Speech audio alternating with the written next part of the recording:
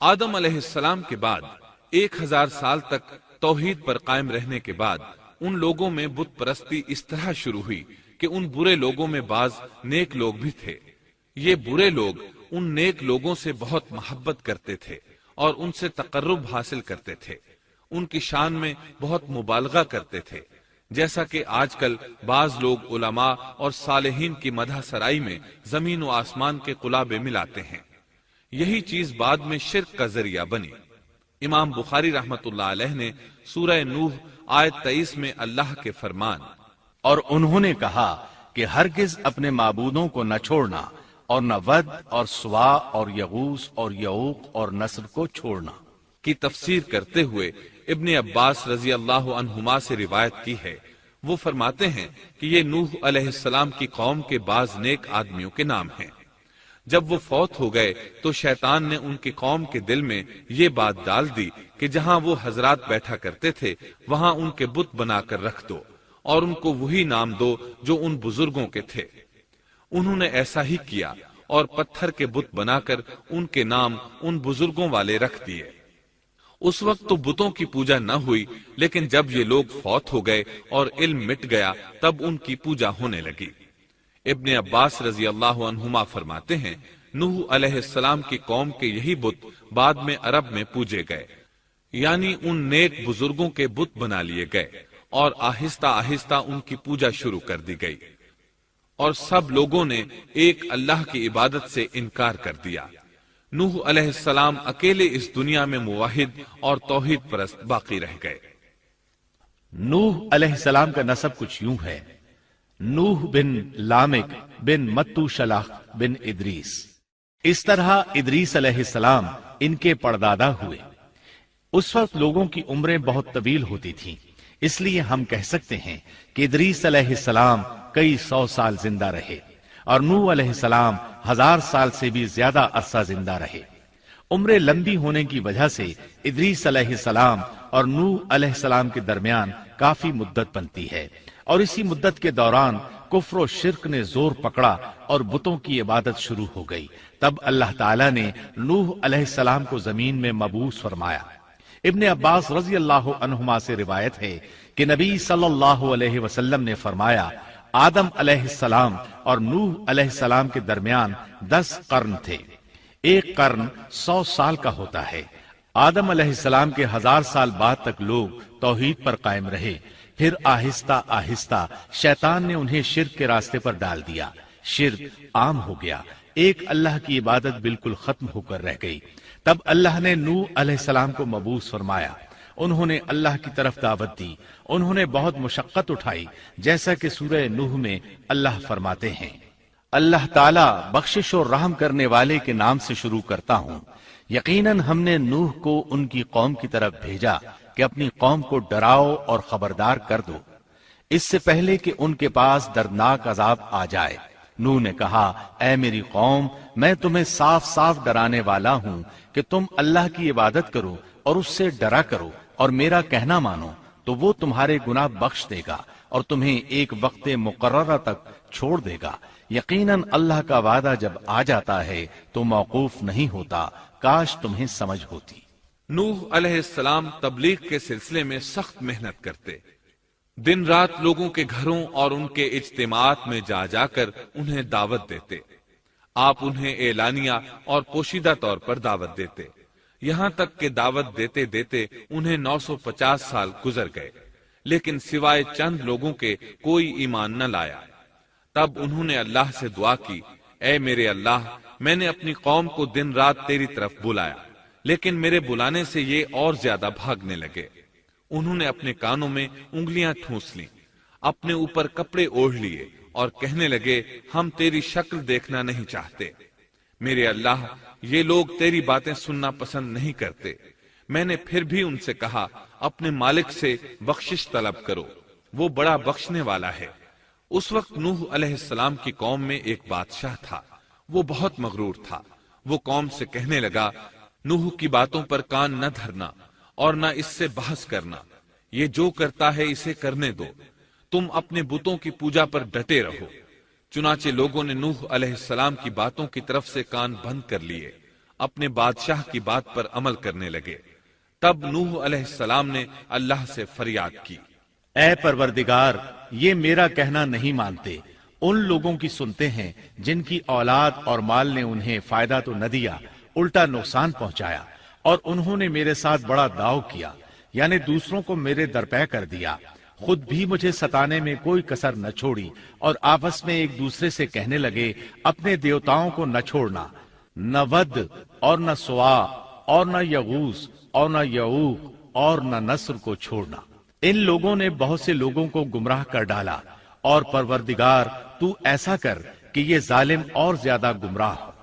اس طرح نوح علیہ السلام نے 950 سال دن رات لوگوں کو اللہ کی طرف بلایا، لیکن اتنے طویل عرصہ میں صرف 80 کے قریب لوگ مسلمان ہوئے، اور ان ایمانداروں کی اکثریت فقراء، مساکین، ناتواں اور غلام قسم کے لوگوں پر مشتمل تھی، جن کی معاشرے میں کوئی حیثیت نہیں ہوتی۔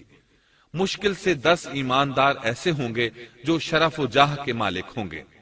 چنانچہ نوح علیہ السلام کے مغرور سرداروں نے جب اس صورتحال کو دیکھا تو اکٹھے ہو کر نوح علیہ السلام کے پاس آئے اور کہنے لگے، اے نوح، ہم چاہتے ہیں تیری باتیں سنیں اور لوگوں کو بھی تیری باتیں سننے کی ترغیب دیں اور سب تجھ پر ایمان لے آئیں، لیکن اس سے پہلے ہماری ایک شرط ہے، یہ کہ آپ کے حلقے میں جو یہ ذلیل اور حقیر لوگ آ گئے ہیں انہیں دھکے دے کر اپنے پاس سے نکال دے، اس لیے کہ ہم اپنی قوم کے سردار، چودھری اور مقام و مرتبے والے لوگ ہیں، اس لیے ہم ان فقیر لوگوں کے پاس نہیں بیٹھ سکتے۔ اگر آپ انہیں نکال دیتے ہیں تو ہم ایمان لے آئیں گے۔ اللہ تعالیٰ نے نوح علیہ السلام کی قوم کے ان سرداروں کی تردید سورہ ہود آیات 27 تا 31 میں کی ہے۔ اللہ تعالیٰ فرماتے ہیں، کافر سردار نوح سے کہنے لگے، ہم تو یہی دیکھتے ہیں کہ تو ہماری طرح ایک آدمی ہے، اور یہ بھی دیکھتے ہیں کہ صرف ان لوگوں نے تیری پیروی کی ہے جو ہم میں رذیل ہیں، وہ بھی اوپر کی عقل سے، اور ہم تو تمہیں کسی بات میں اپنے سے زیادہ نہیں پاتے بلکہ تمہیں جھوٹا خیال کرتے ہیں۔ نوح نے کہا، اے سردارو، بتلاؤ تو صحیح، اگر میں اپنے رب کی طرف سے جو دلیل آئی ہے اس پر قائم ہوا اور اس نے اپنی مہربانی سے مجھے سرفراز کیا اور تم سے وہ چھپی رہی، تو کیا زبردستی میں اسے تمہارے سر منڈ دوں گا، حالانکہ تم اس سے بیزار ہو؟ میری قوم والو، میں تم سے اس پر کوئی مال نہیں مانگتا، میرا ثواب تو صرف اللہ تعالیٰ کے ہاں ہے، نہ میں ایمانداروں کو اپنے پاس سے نکال سکتا ہوں، انہیں اپنے رب سے ملنا ہے، لیکن میں دیکھتا ہوں کہ تم لوگ جہالت کی بات کر رہے ہو۔ میری قوم کے لوگوں، اگر میں ان مومنوں کو اپنے پاس سے نکال دوں تو اللہ کے مقابلے میں میری مدد کون کر سکتا ہے؟ کیا تم کچھ بھی غور و فکر نہیں کرتے؟ میں تم سے یہ نہیں کہتا کہ میرے پاس اللہ کے خزانے ہیں اور میں غیب کا علم بھی نہیں رکھتا، نہ میں یہ کہتا ہوں کہ میں کوئی فرشتہ ہوں، نہ میرا یہ قول ہے کہ جن پر تمہاری نگاہیں ذلت سے پڑ رہی ہیں اللہ تعالیٰ انہیں کوئی نعمت دے گا ہی نہیں، ان کے دل میں جو ہے اللہ اسے بخوبی جانتا ہے۔ اگر میں ایسی بات کہوں تو یقیناً میرا شمار ظالموں میں سے ہوگا۔ اس پر نوح علیہ السلام کی قوم اور اکڑ گئی اور وہ کہنے لگے، اے نوح، بس بہت ہو گیا، تو نے ہمیں بہت ڈرا دھمکا دیا، اب اگر تو سچا ہے تو جس چیز کا وعدہ تو ہم سے کرتا تھا اس کو لے آ۔ نوح علیہ السلام نے ان کی بات سن کر کہا، عذاب لانا تو اللہ کا کام ہے، اللہ کو کوئی عاجز نہیں کر سکتا، اور جب اس کا عذاب آ جائے گا تو کوئی بھاگ نہیں سکے گا۔ اس کے بعد نوح علیہ السلام کی قوم کا ان سے آمنا سامنا ہوا تو انہوں نے ان سے کہا، اے میری قوم، اگر تم پر یہ گراں گزرتا ہے کہ میں تم میں رہتا ہوں اور تمہیں اللہ کی باتیں سنا رہا ہوں، تم اس سے چڑھتے ہو اور مجھے نقصان پہنچانے کے درپے رہتے ہو، تو سنو، میں صاف کہتا ہوں، مجھے تمہارا کوئی خوف نہیں، تمہاری کوئی پرواہ نہیں، تم سے جو ہو سکے کر گزرو، میرا جو بگاڑ سکتے ہو بگاڑ لو، تم اپنے شریکوں اور جھوٹے معبودوں کو بھی بلا لو اور مل جل کر مشورے کر کے بات کھول کر پوری قوت کے ساتھ مجھ پر حملہ کرو، تمہیں قسم ہے تم میرا جو بگاڑ سکتے ہو بگاڑ لو، اس میں کوئی کسر اٹھا نہ رکھو، مجھے بالکل مہلت نہ دو، اچانک مجھے گھیر لو، میں بالکل بے خوف ہوں، اس لیے کہ تمہارے راستے کو میں باطل جانتا ہوں، میں حق پر ہوں، حق کا ساتھی اللہ ہوتا ہے، میرا بھروسہ اسی عظیم ذات پر ہے، مجھے اس کی قدرت کی بڑائی معلوم ہے۔ نوح علیہ السلام نے واضح الفاظ میں اپنی قوم کو چیلنج دیا، لیکن کسی میں طاقت نہ ہوئی کہ وہ نوح علیہ السلام کا مقابلہ کر سکے۔ چنانچہ کہنے لگے، اسے چھوڑ دو، یہ مجنون اور بے وقوف ہے، نعوذ باللہ۔ بہرحال معاملہ اسی طرز پر چلتا رہا، یہاں تک کہ سال ہر سال گزر گئے، لیکن کوئی مسلمان نہ ہوا۔ پھر پہاڑ پر رہنے والے لوگ روز بروز برائی میں ترقی کرتے چلے گئے، اور جو لوگ شروع میں ایمان لائے تھے ان کے علاوہ اور کوئی شخص ایمان نہ لایا۔ نوح علیہ السلام انہیں مسلسل دعوت دیتے رہے مگر بے اثر، یہاں تک کہ اللہ تعالیٰ نے نوح علیہ السلام کی طرف وحی کی کہ اب کوئی شخص ایمان نہیں لائے گا۔ اللہ تعالیٰ سورہ ہود میں فرماتے ہیں، نوح کی طرف وحی کی گئی کہ آپ کی قوم میں سے جو ایمان لا چکے ہیں ان کے سوا اور کوئی اب ایمان نہیں لائے گا، پس آپ ان کے کاموں پر غمگین نہ ہوں۔ مطلب یہ تھا کہ آپ غم نہ کریں، اللہ کا حکم اب پورا ہونے والا ہے۔ غور فرمائیں، نوح علیہ السلام کے جذبے کو دیکھیے، مسلسل 950 سال تک دعوت دیتے رہے، لوگ انہیں جھٹلاتے رہے، لیکن پھر بھی ان سے نا امید نہ ہوئے۔ اب جب کہ اللہ کی طرف سے وحی آ گئی کہ ان میں سے اور کوئی ایمان نہیں لائے گا اور کسی میں طاقت نہیں کہ انہیں ہدایت عطا فرمائے، تو نوح علیہ السلام نا امید ہو گئے اور انہوں نے اپنی قوم پر بد دعا کی۔ اس کا ذکر اللہ تعالیٰ نے سورہ نوح آیات 26 تا 28 میں کیا ہے۔ نوح نے کہا، اے میرے پروردگار، تو روئے زمین پر کسی کافر کو رہنے سہنے والا نہ چھوڑ، اگر تو انہیں چھوڑے گا تو یہ یقیناً تیرے اور بندوں کو بھی گمراہ کر دیں گے، اور ان کے ہاں جو اولاد ہوگی وہ بھی بدکار ناشکرے ہوں گے۔ اے میرے پروردگار، تو مجھے اور میرے ماں باپ کو اور جو بھی ایماندار ہو کر میرے گھر آئے اور تمام مومن مردوں اور عورتوں کو بخش دے، اور کافروں کو سوائے ہلاکت کے اور کچھ نہ دے۔ اللہ تعالیٰ فرماتے ہیں کہ جب نوح علیہ السلام نے ہمیں مدد کے لیے پکارا تو پھر ہم نے اس کی مدد کی اور اسے ایک بڑی کشتی بنانے کی وحی کی، لیکن نوح علیہ السلام نہیں جانتے تھے کہ وہ اتنی بڑی کشتی کیسے بنائے، اور نہ ہی وہ بڑھئی تھے کہ اس کام سے واقف ہوتے۔ اس لیے اللہ تعالیٰ نے ان کی طرف یہ وحی کی کہ ہماری آنکھوں کے سامنے اور ہماری وحی کے مطابق ایک کشتی تیار کرو۔ اللہ نے وحی کے ذریعے ان کی رہنمائی کی کہ وہ اس طرح کریں، اور مزید تعلیم کے لیے جبرائیل علیہ السلام کو بھیج دیا۔ وہ انہیں بتلاتے گئے کہ اس طرح کشتی تیار کرو۔ نوح علیہ السلام ایک پہاڑ پر رہتے تھے، ان کے ارد گرد درخت نہیں تھے، نہ پانی تھا، چنانچہ انہوں نے بہت سے درخت اگائے، پھر ان کو کاٹا اور پہاڑ پر بیٹھ کر کشتی تیار کرتے رہے۔ آپ بڑے بڑے تختے بناتے اور لوہا لاتے اور ان سے کیل تیار کرتے، پھر ان کیلوں کو تختوں میں ٹھوکتے، آپس میں ان تختوں کو ملاتے، یہاں تک کہ ایک بہت بڑی مضبوط اور دیو ہیکل کشتی تیار ہو گئی۔ ایک روایت کے مطابق نوح علیہ السلام نے اس کو 100 سال میں تیار کیا۔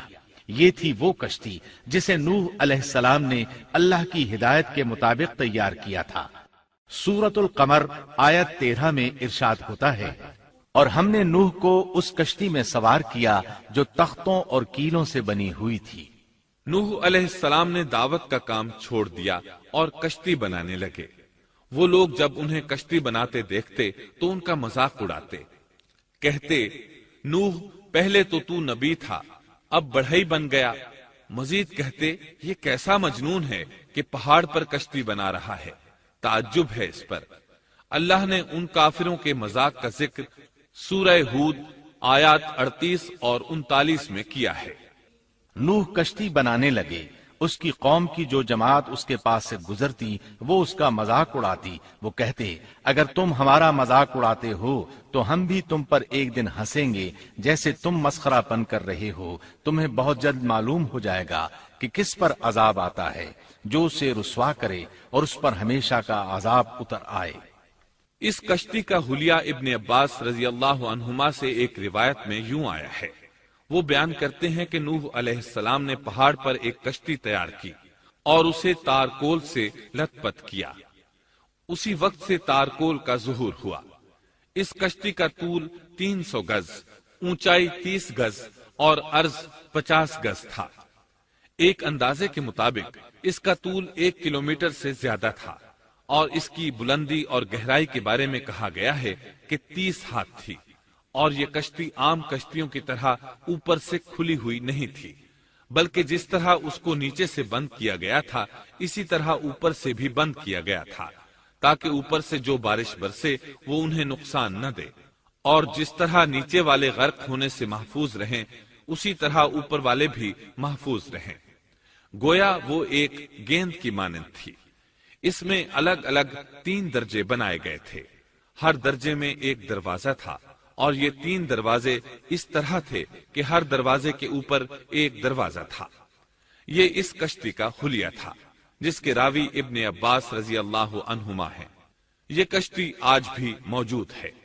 اللہ تعالیٰ نے اس کشتی کو بطور عبرت اور نشانی کے باقی رکھا ہے، جیسا کہ اللہ تعالیٰ فرماتے ہیں، اور بے شک ہم نے اس واقعے کو نشانی بنا کر باقی رکھا، پس ہے کوئی نصیحت حاصل کرنے والا۔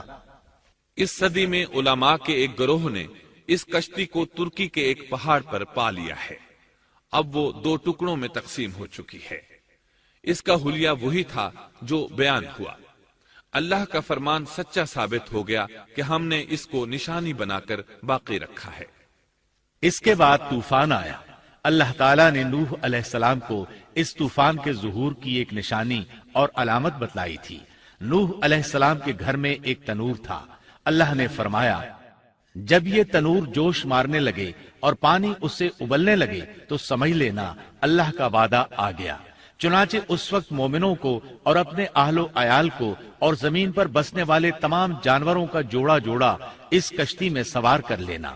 اللہ تعالیٰ سورہ ہود آیت 40 میں فرماتے ہیں، یہاں تک کہ جب ہمارا حکم آ پہنچا اور تنور ابلنے لگا، ہم نے کہا اس کشتی میں ہر قسم کے جوڑے دوہرے سوار کر لے، اور اپنے گھر کے لوگوں کو بھی سوائے ان کے جن پر پہلے سے بات پڑ چکی ہے، اور سب ایمان والوں کو بھی۔ اس کے ساتھ ایمان لانے والے بہت ہی کم تھے۔ کشتی میں سوار ہونے والوں کی تعداد 80 بتائی جاتی ہے۔ چنانچہ جب تنور جوش مارنے لگا تو نوح علیہ السلام کشتی میں سوار ہو گئے۔ کشتی ان کی بستی میں لوگوں سے دور پہاڑ پر تھی۔ اللہ کی قدرت کہ تمام قسم کے جانور بھی کشتی کے پاس آ گئے۔ نوح علیہ السلام نے انہیں بھی سوار کر لیا۔ اللہ تعالیٰ سورۃ القمر آیات 11 اور 12 میں فرماتے ہیں، پس ہم نے آسمان کے دروازوں کو زور کی بارش سے کھول دیا اور زمین کے چشموں کو جاری کر دیا، پس اس کام پر جو پانی مقرر کیا گیا تھا خوب جمع ہو گیا۔ آسمان سے نازل ہونے والا اور زمین سے نکلنے والا پانی کتنا تھا، اس کا اندازہ اللہ ہی کو ہے۔ بہرحال اس پانی نے زمین پر رہنے والے انسان، چوپائے، حیوانات، غرض ہر چیز کو غرق کر دیا۔ اس بارے میں اللہ فرماتے ہیں، نوح نے اپنی قوم سے تنگ آ کر ہمارے حضور دعا کی، ہم تو ہیں ہی بہترین طور پر دعاؤں کے قبول کرنے والے۔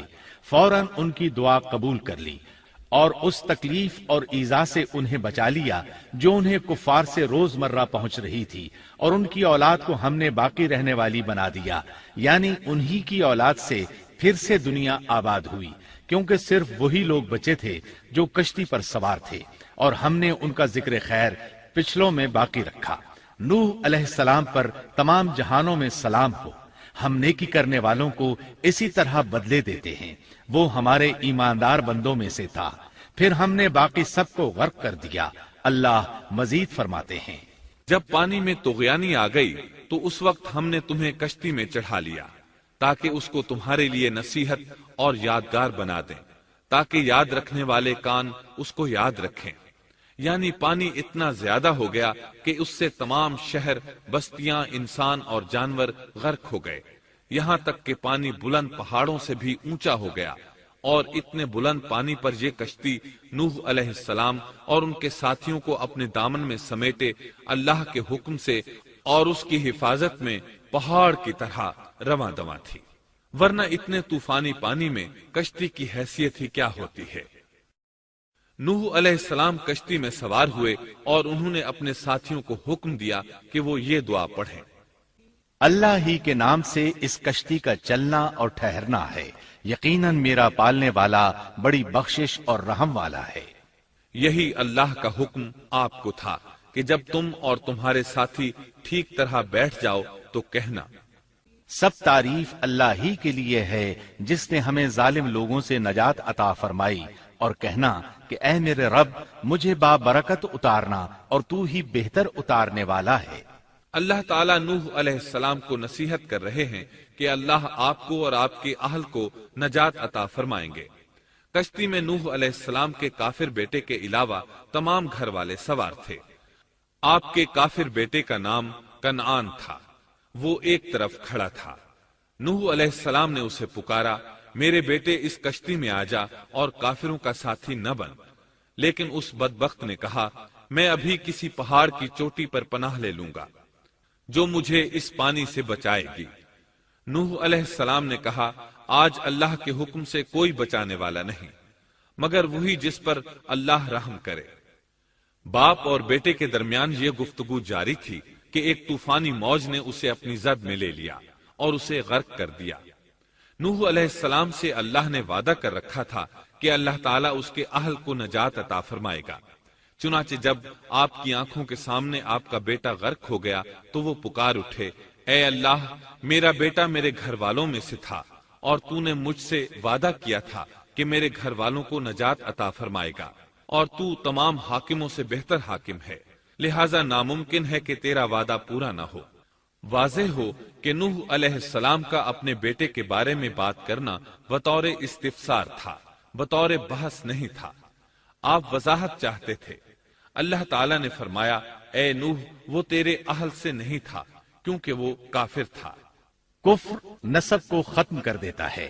ایک مومن کا دوسرے مومن سے تعلق ایک مسلمان بھائی کے کافر بھائی سے تعلق سے زیادہ بڑا ہے، اور حقیقی اخوت وہ ہے جس کی بنیاد ایمان پر ہو۔ کفر تو نسبی تعلق کو کاٹ دیتا ہے، اس لیے اللہ نے یہ نہیں فرمایا کہ وہ کافر ہے، بلکہ یہ فرمایا کہ وہ تیرے اہل سے نہیں ہے۔ ہمارے لیے بھی یہی حکم ہے، کسی مومن کا کافر کے ساتھ رشتہ نہیں ہو سکتا۔ اس کے ساتھ اللہ نے نوح علیہ السلام کو نصیحت فرمائی کہ آپ ہرگز وہ چیز نہ مانگیں جس کا آپ کو مطلقاً علم ہی نہ ہو، اور ہم آپ کو نصیحت کرتے ہیں کہ جاہلوں میں اپنا شمار کرانے سے باز رہیں۔ جب نوح علیہ السلام یہ بات جان گئے کہ ان کا سوال واقعے کے مطابق نہیں تھا تو فوراً اس سے رجوع کر لیا اور اللہ تعالیٰ سے اس کی رحمت اور مغفرت کے طالب ہوئے۔ اس موقع پر انہوں نے دعا کی۔ نوح علیہ السلام نے کہا، اے میرے پروردگار، میں تیری ہی پناہ چاہتا ہوں اس بات سے کہ تجھ سے وہ مانگوں جس کا مجھے علم ہی نہ ہو۔ اگر تو مجھے نہ بخشے گا اور تو مجھ پر رحم نہیں کرے گا تو میں خرابی والوں میں ہو جاؤں گا۔ یہ دعا انہوں نے مانگی۔ اپنے بیٹے کے متعلق سوال کے علاوہ نوح علیہ السلام نے اللہ تعالیٰ کی کوئی نافرمانی نہیں کی اور نہ اپنے نفس پر کسی نافرمانی کو شمار کیا۔ کشتی نوح علیہ السلام اور ان کے ساتھیوں کو لیے پانی کی موجوں پر بلند ہو رہی تھی، اور زمین پر موجود ہر چیز، انسان، حیوانات، چوپائے، پرندے غرق ہو چکے تھے۔ ان میں کوئی بھی باقی نہیں بچا تھا۔ اگر کوئی زندہ بچا تھا تو کشتی والے۔ ابن عباس رضی اللہ عنہما سے روایت ہے کہ نوح علیہ السلام اور ان کے ساتھی 6 ماہ کشتی میں رہے، اور بعض روایات میں یہ بھی ہے کہ وہ محرم کی 10 تاریخ کو کشتی سے نیچے اترے۔ آخر اللہ کے حکم سے طوفان رک گیا۔ اللہ نے زمین کو حکم دیا کہ وہ تمام پانی کو نگل جائے۔ زمین نے سارا پانی نگل لیا، زمین خشک ہو گئی۔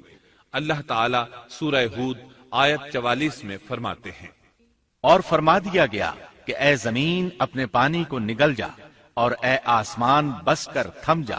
اسی وقت پانی سکھا دیا گیا اور کام پورا کر دیا گیا، اور کشتی جودی نامی پہاڑ پر جا ٹھہری، اور فرما دیا گیا کہ ظالم لوگ اللہ کی رحمت سے دور ہیں۔ کشتی جودی پہاڑ پر جا کر ٹھہر گئی۔ اب انہیں حکم ہوا کہ سلامتی کے ساتھ کشتی سے اتر آئے۔ آپ پر بھی برکت نازل ہوگی، اور ان قوموں پر بھی جو آئندہ آپ کی نسل سے پیدا ہوں گی، اور آپ کی نسل میں سے کچھ لوگ ایسے بھی ہوں گے جنہیں ہم فائدہ تو ضرور پہنچائیں گے، پھر انہیں ہماری طرف سے دردناک عذاب پہنچے گا۔ بہت سی روایات میں یہ بات مذکور ہے کہ نوح علیہ السلام ایک لمبی مدت یعنی 6 ماہ کشتی میں طوفان تھم جانے کا انتظار کرتے رہے۔ آپ نے طوفان کے حالات معلوم کرنے کے لیے ایک کبوتر بھیجا جو واپس آ گیا۔ اسے پاؤں رکھنے کو جگہ نہ ملی۔ اسے دوبارہ بھیجا گیا تو وہ پھر واپس آ گیا۔ چند دن بعد اسے پھر بھیجا گیا تو وہ اپنی چونچ میں زیتون کی ایک ٹہنی لیے ہوئے تھا۔ اس سے نوح علیہ السلام نے معلوم کر لیا کہ پانی زمین سے کچھ ہی اونچا رہ گیا ہے اور درخت وغیرہ اگ چکے ہیں۔ کچھ دن بعد اسے پھر بھیجا گیا۔ اس مرتبہ وہ واپس لوٹا تو اس کے پاؤں خاک آلود تھے۔ نوح علیہ السلام نے سمجھ لیا کہ طوفان رک گیا اور زمین خشک ہو چکی ہے۔ سیرت کی کتب میں یہ واقعہ موجود ہے۔ اسی کی بنیاد پر سیرت نگاروں کا کہنا ہے کہ کبوتر کا آنا سلامتی کی علامت تھا اور اس کی چونچ میں زیتون کی ٹہنی نوح علیہ السلام کی بادشاہت کی طرف اشارہ تھا۔ اس طرح نوح علیہ السلام زمین پر اتر آئے۔ اس وقت اولاد آدم میں سے کوئی انسان سوائے ان لوگوں کے زندہ نہیں بچا تھا۔ جزیرہ عرب، فلسطین اور ان کے ارد گرد کا علاقہ غرق ہونے سے محفوظ رہا۔ ان کے علاوہ تمام زمین غرق ہوئی تھی۔ سب کے سب طوفان کی نذر ہو گئے۔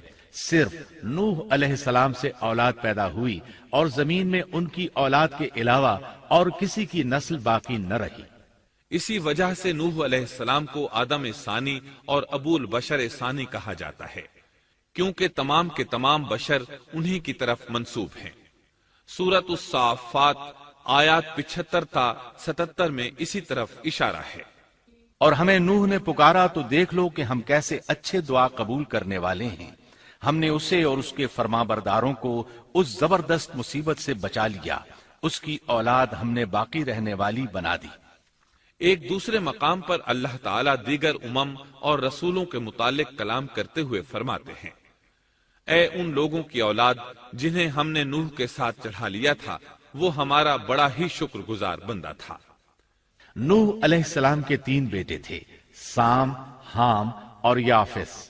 سام کی نسل زیادہ تر سفید رنگت کی تھی اور بہت کم لوگ ان میں سیاہ فام تھے، البتہ کچھ ان میں گندمی تھے۔ حام کی اولاد کی اکثریت سیاہ فام تھی، ان میں بہت کم لوگ سفید رنگ کے تھے، اور یافس کی اولاد سرخی مائل رنگ کی تھی۔ عرب اور بنو اسرائیل سام کی اولاد ہیں، تمام حبش حام کی اولاد ہیں، ترک اور مشرقی ایشیا کے لوگ یافس کی اولاد ہیں۔ طوفان کے بعد نوح علیہ السلام اللہ کے بندوں میں 350 سال تک زندہ رہے اور وہ اللہ کے قول عبدن شکورن کے مصداق تھے۔ پھر نوح علیہ السلام فوت ہو گئے۔ راجح ترین روایات کے مطابق آپ مکہ میں دفن ہوئے۔ ایک دوسری روایت کے مطابق آپ لبنان میں دفن ہوئے۔